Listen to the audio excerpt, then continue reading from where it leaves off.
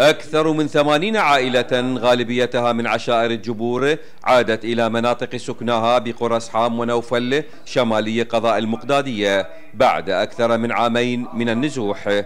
ولأن هذه المناطق ذات البساتين الشاسعة تشهد بين فترة وأخرى عمليات ينفذها عناصر داعش، فقد دققت أسماء العائدين من 5 وكالات أمنية لفرز المطلوبين عن الأبرياء. قواتنا الأمنية أكملت حماية المناطق في محافظة ديالى ضمن قاطع مسؤولية قيادة عمليات دجلة، والآن هذه الوجبة نعيد هذه الوجبة من العوائل إلى منطقة شمال المقدادية في قرية إزحام وقرية نوفل.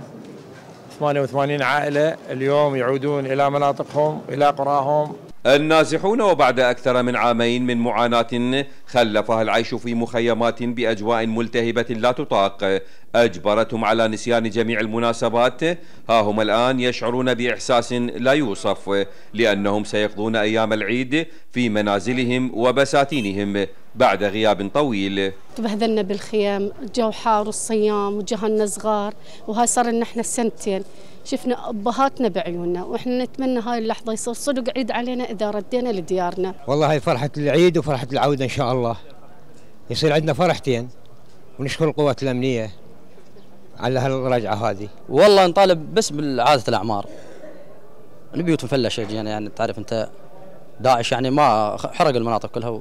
ولأن العوائل في هذه المناطق تسعى جاهدة لأن تشعر بالأمان والاستقرار وغلق الطريق أمام جماعات العنف، فقد أكملت تشكيل فوج عشائري أغلبهم من عشائر الجبور. فوج في هذه المناطق، الفوج هو اللي معروف قياس الفوج هو اللي أكثر من 400 أو 500. هذا الفوج من هذه المناطق، من هذه المناطق العائدة بعد النزوح، حتى مسكوا مناطقهم بالتعاون مع الأجهزة الأمنية والتعاون مع الحشود الأخرى الموجودة في المنطقة. هادي العنبقي، الحرة.